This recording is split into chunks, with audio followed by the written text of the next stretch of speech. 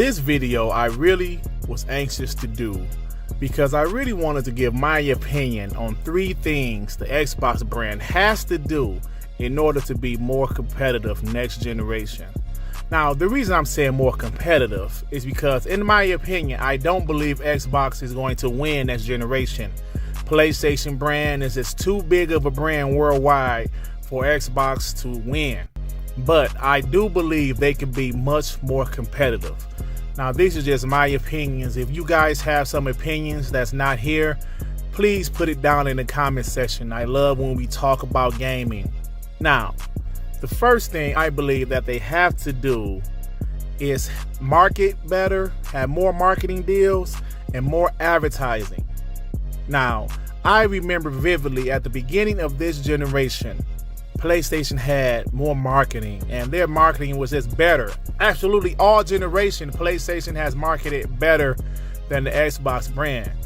Now, in particular, I remember seeing a game like NBA 2K14. Now, I am a big NBA 2K guy, and the game is very popular in North America. And so, when I would see the trailers for NBA 2K Next Gen footage, it would at the bottom of the screen say PlayStation 4 footage. PlayStation 4 footage. So the average person would be like, damn, that's PlayStation 4 footage. That looks amazing. Now, a guy like me knows that the Xbox One version will look the same, but the average person might not have known that. So yeah, they have to have better advertising and better marketing deals this generation. When it comes to custom consoles, PlayStation had the better custom consoles, more custom consoles, I should say. When Xbox did custom consoles, they were pretty good, but they just didn't do enough of them.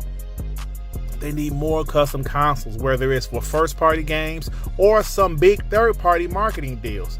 They have to have that next generation. Now, the second thing I want to talk about is communication. They have to communicate with us better. We all know how the the beginning of this generation, Xbox just didn't communicate well. They didn't. Okay, can we use games? Do we need the Kinect to use the Xbox One? Or we can use it without the Kinect? Or what is this? I can't play my used games. I can't trade it with a friend. I can only go digital. It was so much confusion to where people said the hell with it. I'm just going with the PS4.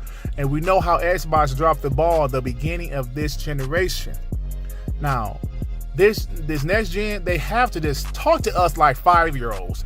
Make it clear cut. Listen, the Xbox Anaconda is going to be the more powerful system. The Xbox Lockhart is going to be a good system. It's going to be lower price. You're still going to be able to play games at 4K or 1080p or whatever. But the Xbox Anaconda is going to do this. The xCloud is going to be able to do this. You're going to be able to use your Xbox One X, but you can't do this. So they have to explain these things to us. They have to get the communication right. It's very important not to confuse the fan base because they're having multiple systems out there. They're still going to have the Xbox One S. They might have the Xbox One Sad Edition. They're going to have the Xbox One X, the Xbox Anaconda, and the Lockhart. So they can't confuse the consumers. Explain it to us slowly, clear as day. This is what you get. This is what you get with this. This is what you get with this. And keep it there. Do not confuse us. Now, the last and the most important thing I believe the Xbox brand has to do next generation in order to be more competitive is power and games.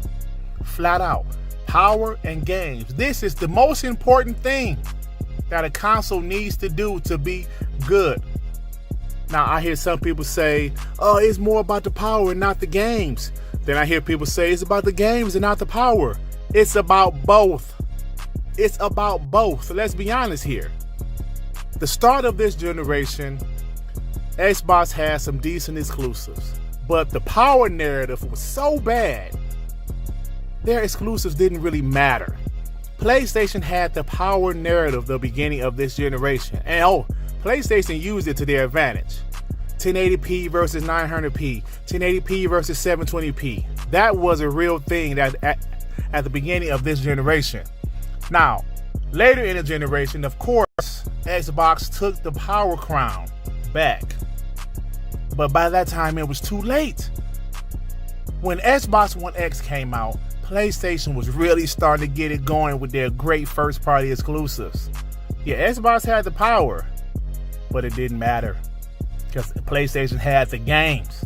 So at the start of the generation, if Xbox has the games and power, that's going to be a positive for them.